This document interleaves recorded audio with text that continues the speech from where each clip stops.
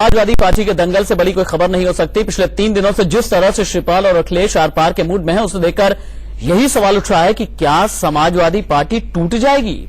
अखिलेश यादव, जिनके घर का नाम टीपू है, बागी तेवर उन्होंने अपना लिया। अखिलेश ने कल रात 235 लोगों की अपनी एक और लिस्ट जारी कर दी और अखिलेश के तुरंत बाद शिवपाल ने भी 68 लोगों की लिस्ट जारी कर दी। अब सबकी नजरें नेताजी मुलायम सिंह यादव पर टिकी हैं कि वो अगला कदम क्या उठाते हैं।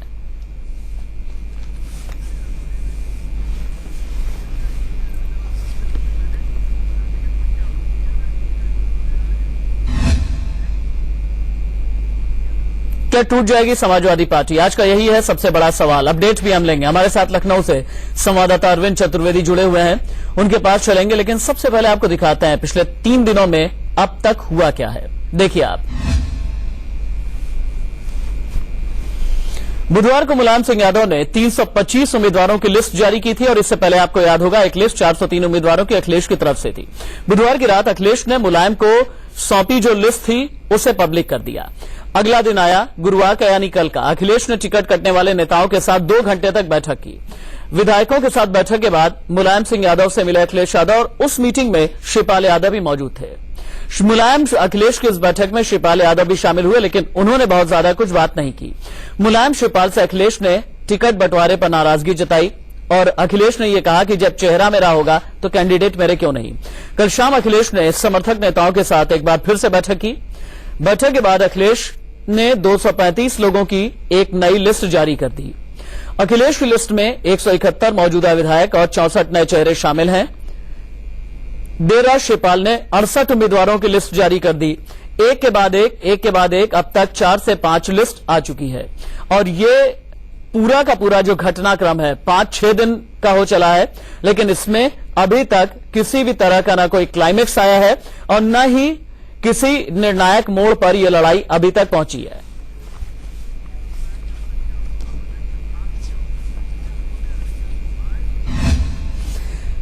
आपने ये तो देख लिया ग्राफिक्स के जरिए कि अब तक क्या हुआ, लेकिन आगे क्या होगा ये बताएंगे मेरे सहयोगी अरविंद चतुर्वेदी। सीधे हम लखनऊ से लाइव जुड़ेंगे, लेकिन ये देखिए संभावना क्या है, परिवार के सियासी दंगल में आगे हो क्या सकता है।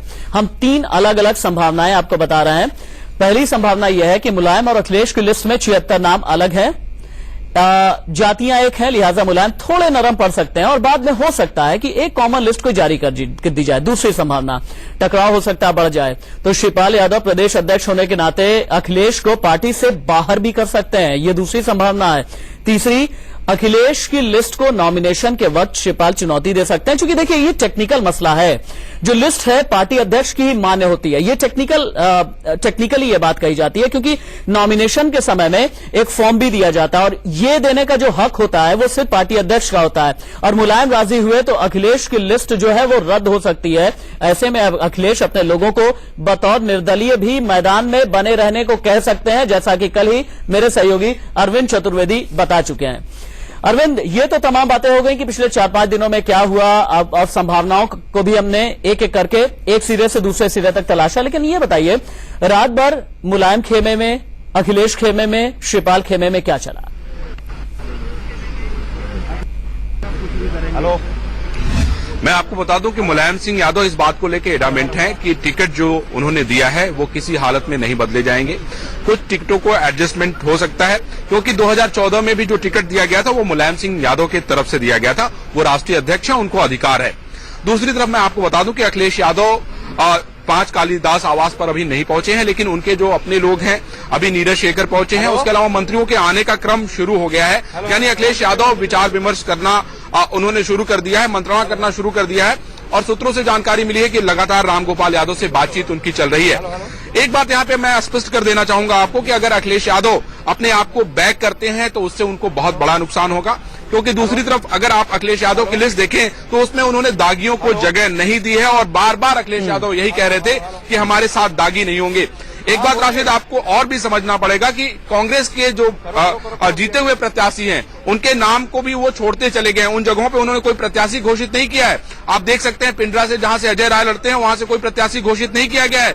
उसके अलावा अजय कपूर जो कि कानपुर से लड़ते हैं वहां से कोई प्रत्याशी घोषित नहीं किया गया है। बंसी सिंह पहाड़िया कांग्रेस के विधायक हैं, उनकी जगह पे कोई प्रत्याशी घोषित नहीं किया गया है। यानी अखिलेश यादव आगे की प्लानिंग को लेके काम करना उन्होंने शुरू कर दिया। ये बेहद महत्वपूर्ण बात है और इसको समझने वाली बात है। यानी अखिलेश यादव की कांग्रेस के साथ बातचीत शुरू हो गई है, इससे इनकार नहीं किया जा सकता, क्योंकि आठ सीटों पर नाम न घोषित करना इस रणनीति का एक हिस्सा हो सकता है। अब बात रह गई लोकदल की, तो लोकदल से भी कहीं न कहीं उनके लोग जो है बात कर रहे होंगे। राशिद, हमारे साथ एक प्रत्याशी हैं जिनको अखिलेश यादव ने शिवपुर से टिकट दिया है, आनंद मोहन यादव, गुड्डू यादव। अब हम गुड्डू से जानते हैं कि आखिर किस तरह की रणनीति के लिए इन लोगों से मुख्यमंत्री ने कहा है। गुड्डू जी, ये बताइए कि क्या कहा गया है, अब आप लोग क्या करिए? देखिए, ऐसा है कि माननीय अखिलेश यादव जी हमारे नेता हैं। ऐसा मुख्यमंत्री अब तक हिंदुस्तान के इतिहास में कोई हुआ नहीं है। उनकी नीतियों को क्या करना है, अब करेंगे क्या? हम अखिलेश यादव की पूरी नीतियों और विकास की नीतियों को लेकर के जनता के बीच में जाएंगे, चुनाव लड़ेंगे। उत्तर प्रदेश की जनता ने मन बना लिया है कि अखिलेश यादव जी ही हमारे नेता हैं और उन्हीं को। मुलायम सिंह आपके नेता नहीं है? जी, वो भी हमारे राष्ट्रीय नेता हैं, वो हमारे संरक्षक हैं, लेकिन अखिलेश यादव जी के दिशा निर्देश पर हम लोग जो है उत्तर प्रदेश में जा करके उनको 2000। मुलायम कहेंगे तो वो बात नहीं मानेंगे, अखिलेश कहेंगे तो मानेंगे। अखिलेश यादव जी हमको विकास कार्य के ऊपर हम जीतेंगे और विकास कार्य के ऊपर हम आगे जाएंगे और निश्चित तौर पर उत्तर प्रदेश सरकार जो है अगली अखिलेश भैया के नेतृत्व में अखिलेश यादव। राशिद, आपने सुना, इनका कहना है कि भाई अखिलेश यादव की बात ही मानी जाएगी। ये लोग अखिलेश के समर्थक हैं, लेकिन जैसा मैंने आपको बताया कि मैं आपको एक बात लौट करके आएंगे, आप नजर बना करके रखिए। 235 वॉट का